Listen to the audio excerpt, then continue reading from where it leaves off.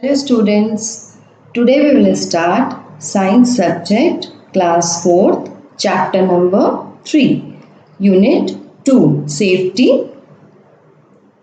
and first aid. So students please tell me if you know what is the meaning of safety. Okay, I'll tell you. Safety means बचाव. हम किसी चीज से बचते हैं, किसी चीज से बचने के लिए प्रयास करते हैं, कुछ रूल्स के तहत चलते हैं, उसे हम बोलते हैं सेफ्टी, बचने के तरीके. सो एंड फर्स्ट एड क्या है? फर्स्ट एड वो होता है जो सेल्फ हेल्प है, जो आपकी फर्स्ट हेल्प होती है जब आपको चोट लगती है या आपका एक्सीडेंट हो जाता है, जब आप इंजर्ड हो जाते हो, उस वक्त जब आप फर्स्ट हेल्प लेते हो, मीन्स घर में आपके चोट लग गई, आपको मम्मा आपको ट्रीट करती है, उसको वॉश करती है, डिटॉल लगाती है, सेवलॉन यूज़ करती है, एंटीसेप्टिक लोशन लगाती है, तो उसको हम फर्स्ट एड बोलते हैं. Okay, so let's start with the chapter. Accidents में occur any time anywhere without giving any warning. Accidents कभी भी हो सकते हैं स्टूडेंट्स, कभी भी कहीं भी किसी भी कंडीशन में आपको एक्सीडेंट्स बता के नहीं होते, वार्न करके नहीं होते, वो ऑल ऑफ अ सडन हो जाते हैं. और वो होते क्यों हैं? क्योंकि हम कई जगह केयरलेस हो जाते हैं. केयरलेस होने की वजह से ही मैक्सिमम एक्सीडेंट्स होते हैं. We often get hurt at home. कई बार हम घर पे भी चोट लग जाती है हमें, कई बार स्कूल में भी लगती है, प्लेग्राउंड में या रोड पर भी लग जाती है. Most of the accidents occur due to our carelessness.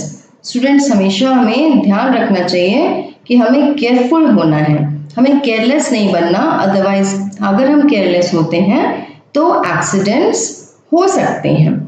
We should follow safety rules to avoid accidents. हमको क्या करना चाहिए? हमें सेफ्टी रूल्स को फॉलो करना चाहिए ताकि एक्सीडेंट्स ना हो. Safety at home. अब हम देखेंगे कि हमको घर पे कैसे सेफ होके रहना चाहिए, केयरलेस नहीं होना चाहिए. Slipping on the floor. Floor पे क्या है? स्लिप कर रहे हैं, अपने आप को स्लिप कराते हैं ना कई बार, तो वो चीज़ हमें नहीं करनी चाहिए. To avoid slipping on the floor we should follow these safety rules. क्या करना चाहिए हमें? फ्लोर को हमेशा ड्राई रखना चाहिए, सूखा रखना चाहिए. ओके, पानी नहीं गिराना चाहिए कि हम पानी में कई बार फिसल जाते हैं, स्लिप हो जाते हैं, तो हमें फ्लोर को ड्राई रखना चाहिए. Number 2, floors of kitchen and bathroom should not be slippery. Floors जो होते हैं किचन के या बाथरूम के स्लिपरी नहीं होने चाहिए. Number 3, never leave your toys on the floor और stairs, you may trip over them. Means आपको फ्लोर पे कभी भी टॉयज वगैरह नहीं छोड़ना चाहिए, अदरवाइज आप उस पर गिर जाओगे, ट्रिप हो जाओगे. ट्रिप ओवर देम, उस पर पाँव पड़ेगा, आप फिसल के गिर जाओगे. Fire in the kitchen. Fire in the kitchen में, to avoid fire in the kitchen we should follow these safety rules. Number 1, in case of a gas leakage, open the doors and windows to let the gas out. Do not light matchsticks or turn on electric switches at the time of gas leakage. Means जब आपका gas leak हो रहा होता है तो आपको doors and Windows तुरंत open करने चाहिए कि आपके घर में जो गैस भर गई है वो निकल जाए बाहर. लाइट मैच स्टिक और इलेक्ट्रिक स्विचेस उस वक्त ऑन नहीं करना चाहिए जब आपके गैस लीक हो रही हो. Number 2, do not pick up anything from a burning gas stove. और जब आपका गैस बर्न हो रहा है, जब जल रहा है गैस स्टोव आपका, उस समय आपको उसमें से कुछ भी नहीं उठाना चाहिए वहाँ पे से. Number 3, do not wear synthetic clothes while working in the kitchen. Kitchen में काम करते समय सिंथेटिक क्लोथ्स नहीं पहनने चाहिए. दे कैच फायर इजीली. और वहाँ पे फायर जल्दी कैच करता है, सिंथेटिक क्लोथ्स में फायर जल्दी कैच करता है, इसलिए हमें सिंथेटिक क्लोथ्स नहीं पहनना चाहिए, अवॉइड करना चाहिए किचन में. Electric shocks. घर पे इलेक्ट्रिक शॉक्स भी कई बार लग जाते हैं अगर हम केयरलेस होते हैं तो. To avoid electric shocks, we should follow these safety rules. Number 1, do not touch any electrical appliance or switch with wet hands or bare foot. Means आपको इलेक्ट्रिकल एप्लायंसेस, जो भी आपके घर में कुछ भी, मिक्सर, वॉशिंग मशीन, फ्रिज, कुछ भी है, विदाउट स्लिपर्स या गीले हाथों से आपको नहीं छूना चाहिए, आपको इलेक्ट्रिक शॉक लग सकता है। Number 2, do not go close to heaters और table fans when they are on. जब आपके हीटर्स या टेबल फैंस ऑन होते हैं उस वक्त उनके पास नहीं जाना चाहिए। Turn off the switches before touching them. उन्हें टच करने से पहले उन्हें ऑफ कर देना चाहिए, उसके बाद ही उसे टच करना चाहिए। Number 3, do not touch a damaged wire. कोई वायर अगर डैमेज्ड है, थोड़ा सा भी कट है, तो you should not touch that wire. Number 4, when someone gets an electric shock or you notice a spark, turn off the main switch immediately. जब अगर आपको लगता है कि किसी को इलेक्ट्रिक शॉक लग रहा है तो आपको उसे नहीं टच करना चाहिए कि हमें उसे खींच लेना है। You will also get the shock. What you have to do is कि आपको मेन स्विच ऑफ कर देना चाहिए, ओके, इमीडिएटली ऑफ करना चाहिए। Poisoning. To avoid poisoning, we should follow these safety rules. Number 1, never take any medicine unless your parents or a doctor gives it to you. जब तक आपके parents या doctor कोई मेडिसिन नहीं देते, आपको वो मेडिसिन नहीं लेनी चाहिए। Number 2, all poisonous chemicals like floor cleaners and detergents should be kept away from eatables. खाने वाली जगह पे, जो चीज़ें हम खाते हैं उन जगहों पे ये क्लीनर्स, जो फ्लोर क्लीनर्स होते हैं या डिटर्जेंट्स होते हैं, उनको उस जगह पे नहीं रखना चाहिए क्योंकि ये पॉइजनस केमिकल्स से बने होते हैं। Number 3, do not eat stale, spoiled and exposed food. Stale means बासी, जो काफ़ी टाइम का रखा हुआ खाना है। स्पॉइल्ड, जो खराब हो चुका है या काफ़ी टाइम से खुला हुआ है, वो खाना आपको नहीं खाना चाहिए। It can cause food poisoning. इसकी वजह से आपको फूड पॉइजनिंग भी हो सकती है, okay. Safety in the playground. Playground में हमें क्या क्या सेफ्टी रूल्स अपनाने चाहिए? नंबर 1, डू नॉट पुश और hit each other while playing. खेलते समय एक दूसरे को धक्के नहीं मारने चाहिए। Number 2, do not play rough games. कोई भी ऐसा गेम नहीं खेलना चाहिए जिसमें कि किसी को चोट लग जाए। Number 3, stay away from the swings when someone is using them. जब आपके आसपास कोई स्विंग पे झूल रहा हो तो आपको उनसे दूर रहना चाहिए, अदरवाइज स्विंग्स के इधर उधर होने से आपको चोट लग सकती है। Safety in school. स्कूल में क्या सेफ्टी रूल्स यूज करने चाहिए हमें? Number 1, do not push each other specially on the stairs. Stairs पे हमें किसी को भी पुश नहीं करना चाहिए। Number 2, do not jump on the benches. Benches पे हमें जंप नहीं करना चाहिए, otherwise we will fall and we will get hurt, हमें चोट लग जाएगी। Number 3, do not throw things in the classroom. Classroom में चीज़ें नहीं फेंकनी चाहिए, आपकी क्लास है वो गंदी हो जाएगी, राइट? तो हमें गंदी क्लास नहीं करनी है। Do not throw things in the classroom. Safety on the road. Road पे क्या सेफ्टी रूल्स अपनाने चाहिए? Careless driving and carelessness of the pedestrians cause accidents on the road. We should follow these safety rules on the road. अगर हम careless drive कर रहे हैं, ध्यान से नहीं ड्राइव कर रहे हैं, तो एक्सीडेंट हो जाता है। और जो लोग पैदल चल रहे होते हैं उनकी केयरलेसनेस से भी कभी कभी एक्सीडेंट हो जाते हैं, क्योंकि वो अगर प्रॉपरली रोड नहीं क्रॉस करेंगे राइट लेफ्ट राइट देखकर, तो डेफिनेटली एक्सीडेंट्स हो सकते हैं। Number 1, always walk on the footpath. Number 2, always use zebra crossing to cross the road. When there is no zebra crossing, look first to your right, then left, and then to your right again. When no vehicle is coming, then cross the road. Number 3, never cross a road behind a parked vehicle. अगर कहीं vehicle खड़ी है उस जगह से आपको road cross नहीं करनी चाहिए। Number 4, always follow the traffic lights. हमेशा ट्रैफिक लाइट्स को फॉलो करना चाहिए। नंबर 5, नेवर रन और play on the road. Road पे दौड़ना भी नहीं चाहिए और खेलना भी नहीं चाहिए। रोड खेलने के लिए नहीं होती, रोड आपके ट्रैफिक्स और व्हीकल्स के लिए होती हैं। Okay, first aid. So students, मैंने आपको पहले भी बताया फर्स्ट एड क्या होता है। So let's read. The immediate help given to an injured person before the doctor's arrival is called first aid. Means जब हम पहले फर्स्ट अपना हेल्प कर लेते हैं, ट्रीटमेंट कुछ कर लेते हैं डॉक्टर के आने से पहले, तो that is called first add. Different types of injuries need different types of first aid. First aid tips. First aid tips में क्या क्या हो सकता है।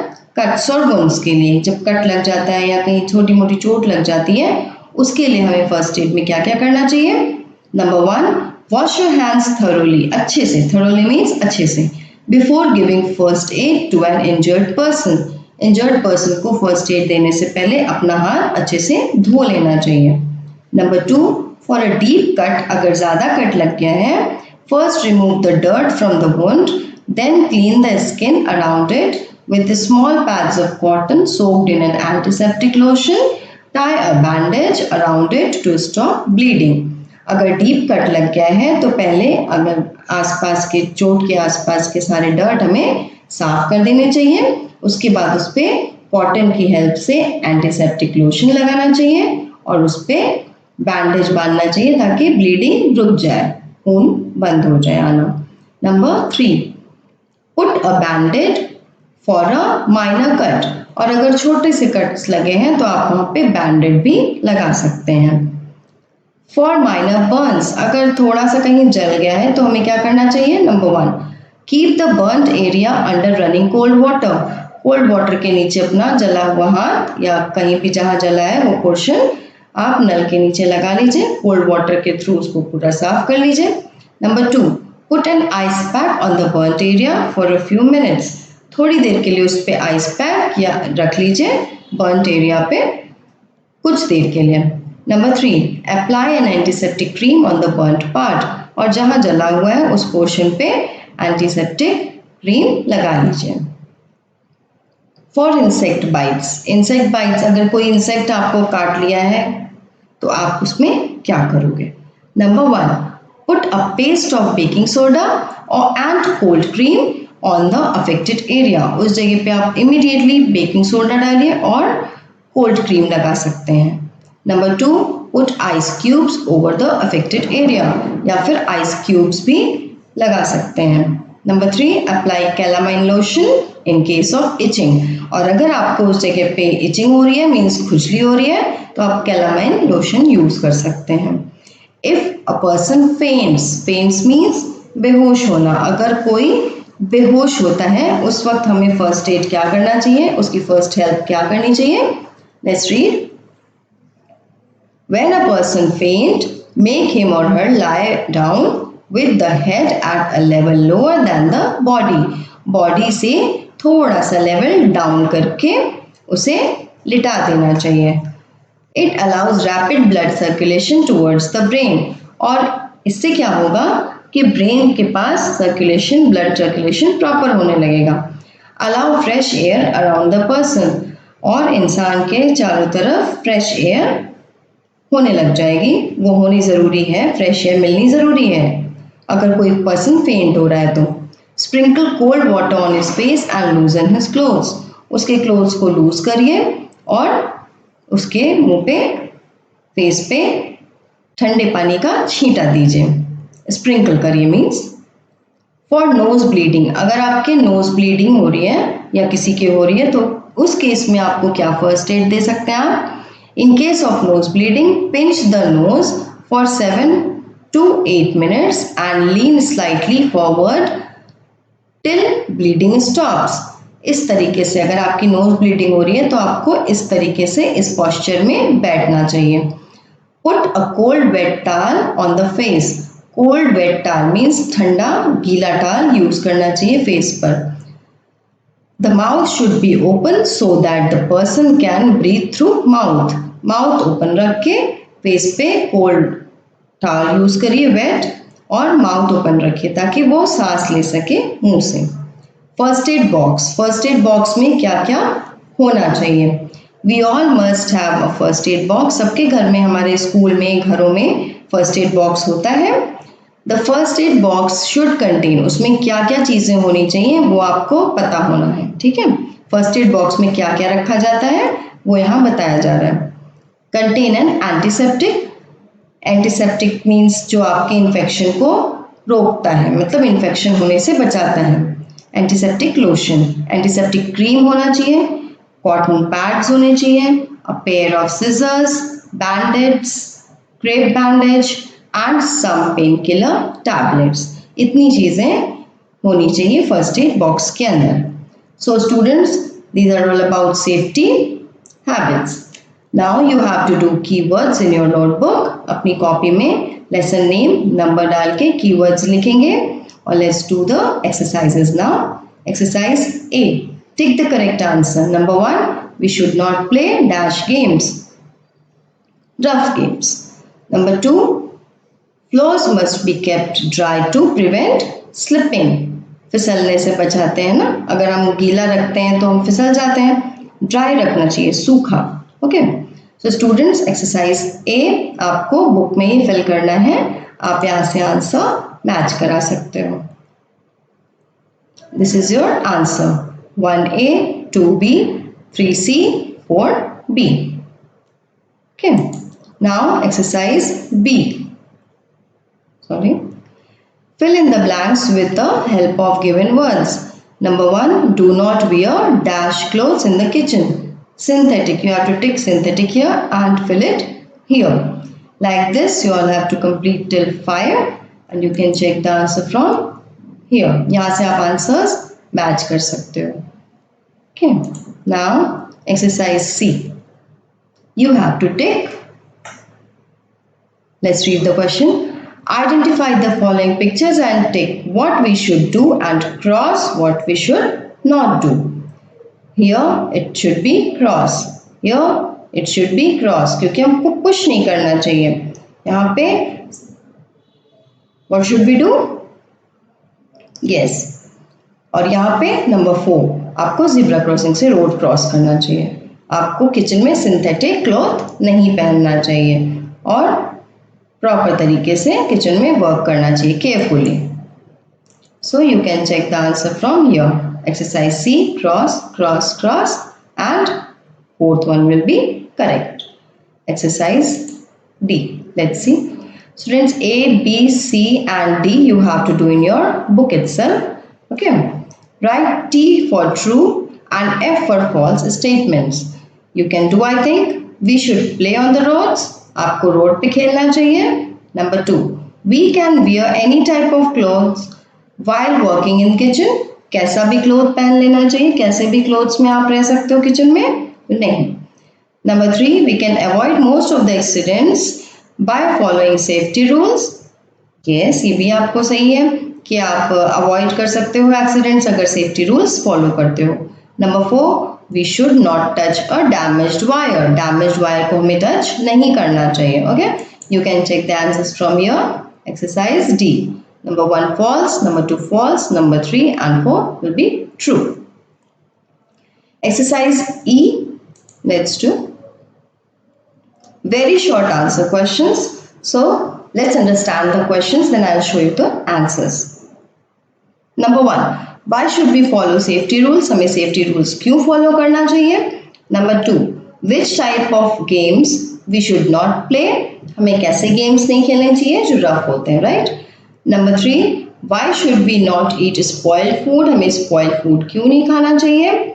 Number 4, what should we apply on an insect bite? Insect bite पे हमें क्या apply करना चाहिए? Number F, short answer questions. Question number 1, write any 3 safety rules to avoid accidents in school. School में accidents होने से हम कैसे बच सकते हैं? Any 3 safety rules आप लिख सकते हैं। Number 2, give first aid tips for cuts and wounds. आप first aid tips जो mention किए हुए थे chapter के अंदर, आप उनमें से लिख सकते हो यहाँ पे first aid tips for cuts and wounds. Number 3, what precautions should you take to avoid electric shocks? Give any 2. कोई भी 2 precautions आप दे सकते हो electric shock से बचने के लिए। G exercise, long answer questions. Number 1, what safety rules do you follow in the playground? Playground में आप कौन से safety rules use करते हो? Number 2, what should we do when a person has fainted? अगर कोई person बेहोश हो रहा है तो आप उसके लिए आप क्या करोगे? Right? So you can check the answer from here. Exercise D, E and F and G. So E, F and G you have to do in your classwork copy. These are all the answers of the given exercises. Okay. Thank you students. That's all for today.